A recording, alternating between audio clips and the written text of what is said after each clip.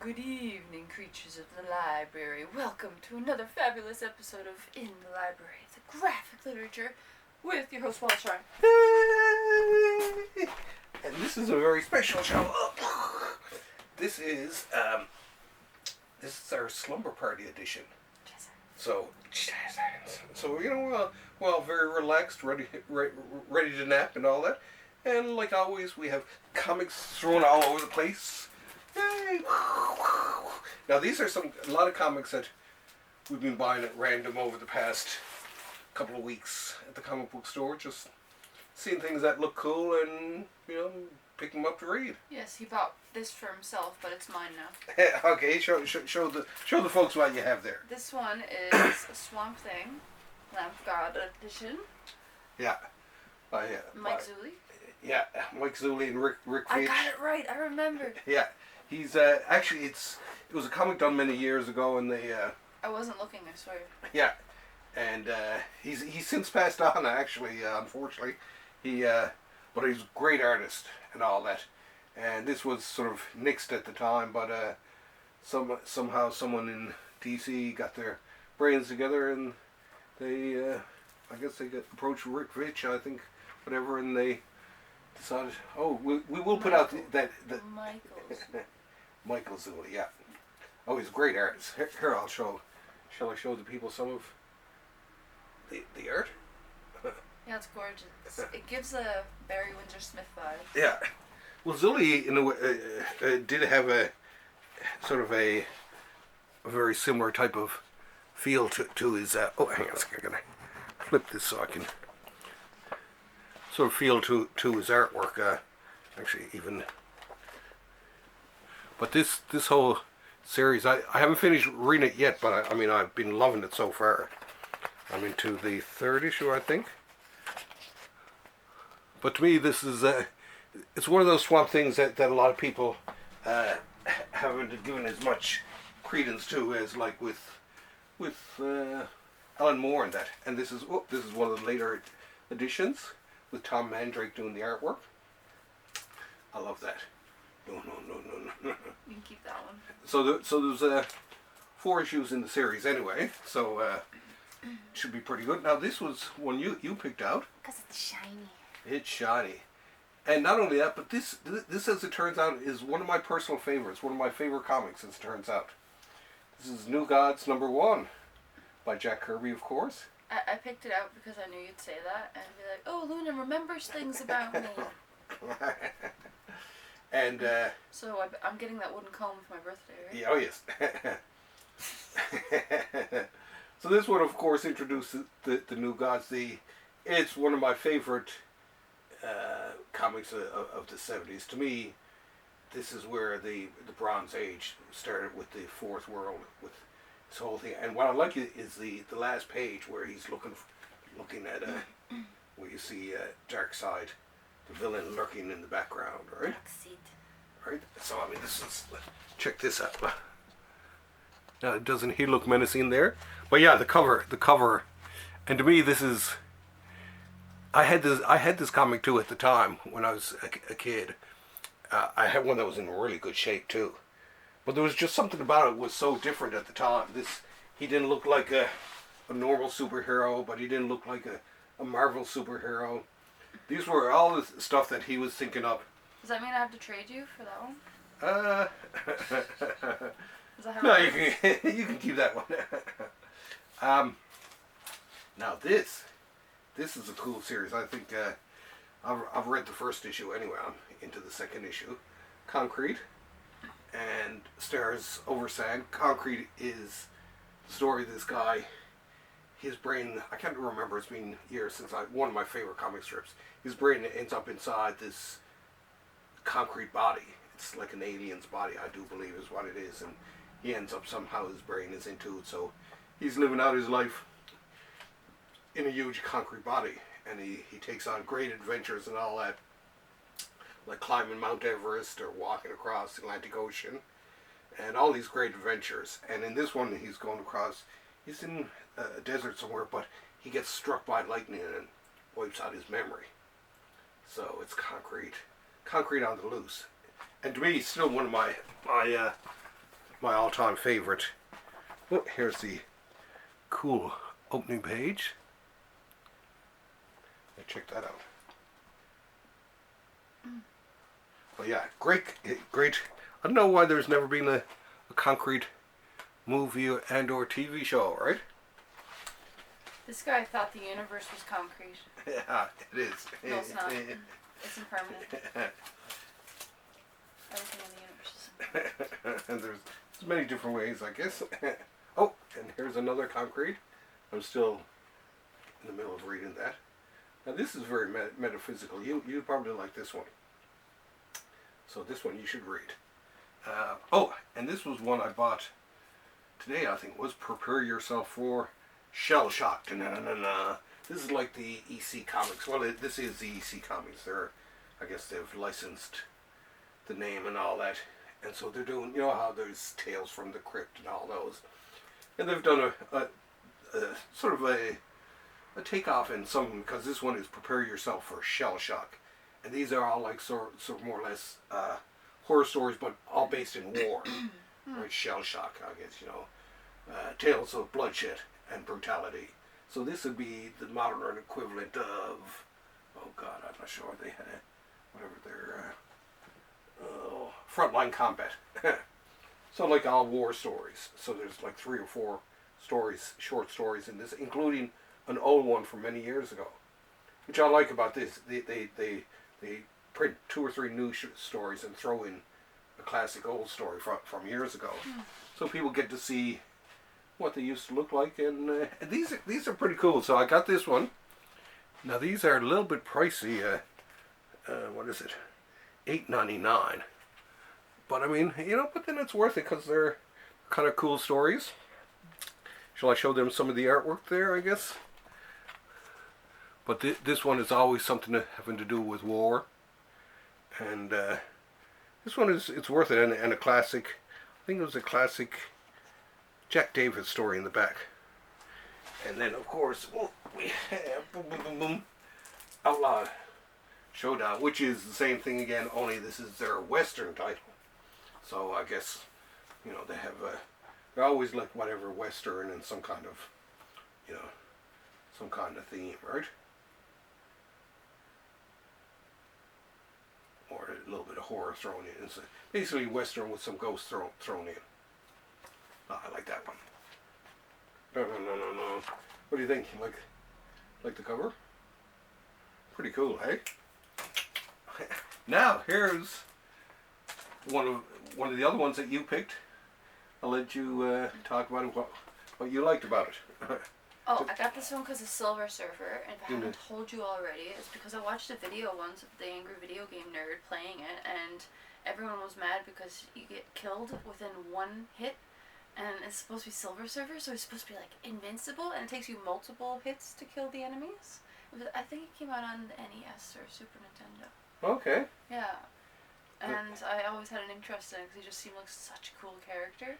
Oh, he is, yeah. I was kind of like upset too that the video game didn't do him justice, and they never came out with another one. Yeah, and it's too bad he was in the second FF '90s film, which it wasn't that great. I mean, the effects were good, but the movies stunk, unfortunately. And this one I had when I was a kid, because I loved the Silver Surfer, even though I was mainly a DC person. When I first came upon Silver Surfer, I can remember buying that as a kid, even though I bought mainly DC. But this one I can remember I had bought a few of them. I had the first one, so I can remember reading the origin story in it, right? Now this guy's artwork, I kind of like this guy's artwork. This John Buscema passed away a few years ago now. Oh, and inked by his brother Sal, who just died recently. But I loved his figures, like that figure of Loki lounging there. Oh, yes. Right? This guy had, he was, to me, he was one of the underrated stars of Marvel. Now, he did Conan the Barbarian for years and years and years, for thousands of years. But what I like about this it leaves the ads in too, like where is it? Like all the ads that were in it when it ran. Oh look, like missile firing tank. Too skinny? Rockets. Play guitar in 7 days. All kinds of... Oh, and finish high school at home. No. Now, next up, this was a...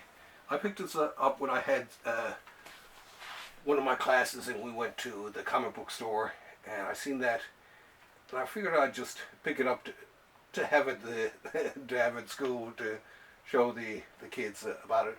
Now this is the first issue of Wonder Woman. Now Wonder Woman first appears in Sensation Comics actually. Actually, I think she even appears in All Star first, in a minor appearance. But anyway, and even as you flip through that, you'll notice there's something that's common to a lot of the stories, and at the time, and with this strip in general, it has a very unusual art style. Right away, I'm sure you notice that it looks very different from conventional comics. This was a guy H.G. Peters, and he had a really bizarre style.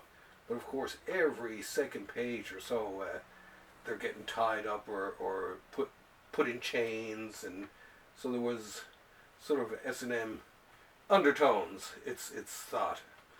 And in some ways it's hard to discount it. See how she ends up with that golden lasso of hers. But it's, and what I like too, it's the actual correct shape of proportions of comics, because comics got a little bit thinner when it came into the Silver Age. And you notice how this is a little bit more sort of a fatter comic, right? So yes, Wonder Woman. Dun. Wait. You can't do it. Dang. Now what else do we got here? Let's see.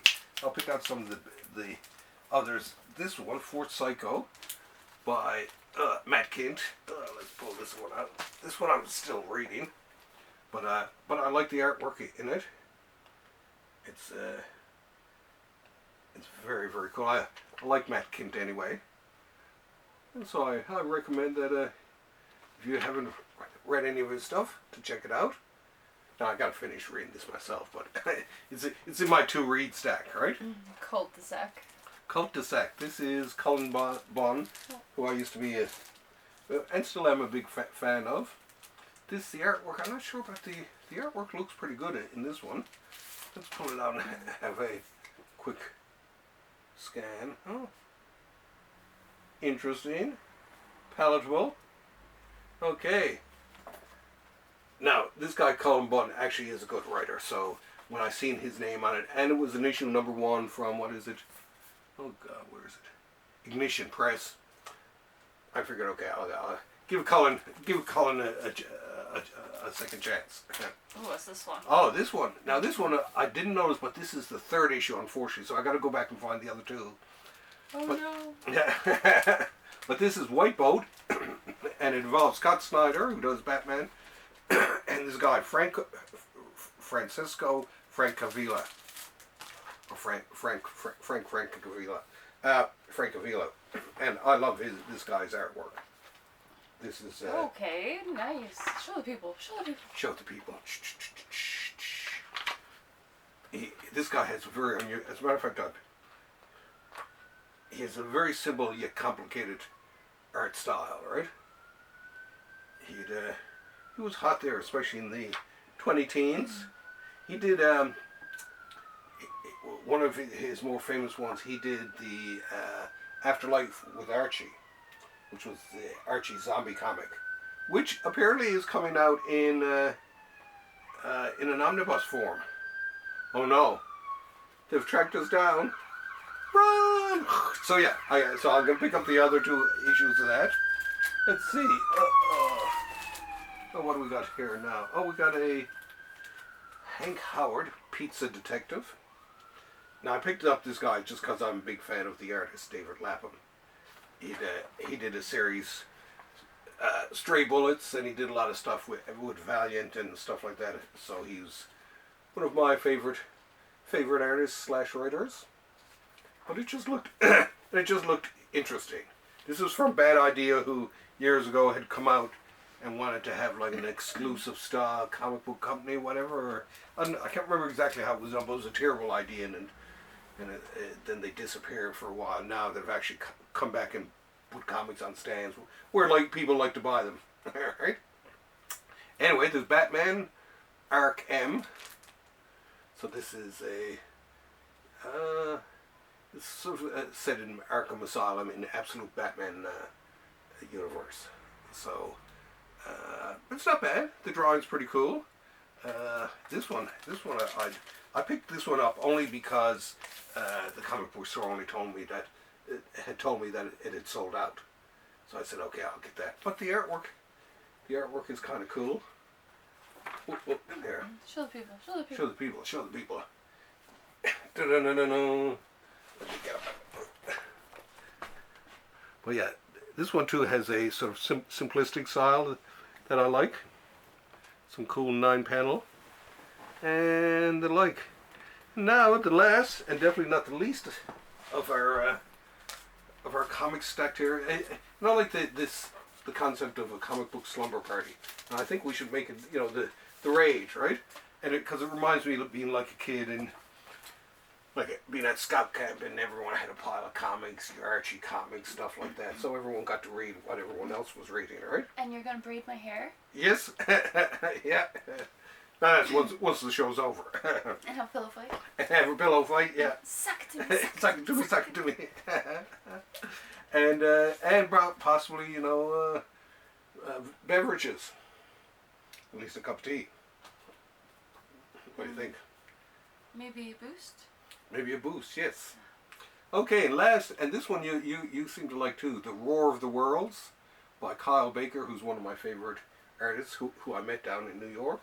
Roar of the Worlds. And it's a cross between War of the Worlds and Godzilla. So it's kind of cool. So Godzilla I guess he's kind of a good guy in this. I'm not going to show too much. Actually, I'd forgotten about that. When we started the show earlier, you said to me off camera not to show sort of too much of the ends of the comics. That one though. But this one... Show the people. Show the people. Show the people. But this guy, I love this guy's artwork, Kyle Baker, anyway. Oh, the end. What am I doing? I'm showing the end. You're supposed to show the picture instead of the show. Yeah, oh, there we go. There we go. Check that out. But as soon as the reason I bought this one now was because it was Kyle Baker. That's the, you know, and the only reason I bought this was because I figured, okay, it was a Batman #1, and at the very least, maybe it'll go up in a little bit in value and make it make it all worthwhile. So next week, geez, what do I have? I got a couple of books scheduled for next week, and I want to do a show actually about, you know, some people like to talk about the comics they buy, the individual comics, and the series that they're following. I want to do the same thing, only, don't worry, it's almost over. I want to do the same thing only with my series, the books, which book series I'm following. Anyway, so, you know, like, you know, this series or that series, so I'm going to talk about that in you know, like I'm buying all the Lone Wolf and Cubs there, or I'm buying, oh God, I'm collecting the last of those Carl Barks ones, or different ones, right? So that should be fun. Anyway, it's actually, it is pretty humid out here, isn't it? It's very humid. Yeah, so we're going to have beverages and braid her hair. Yay! Okay, thank you for coming to the first annual comic book slumber party. Hey, and make sure you have one yourself. Thanks for having us over. Bye. Bye.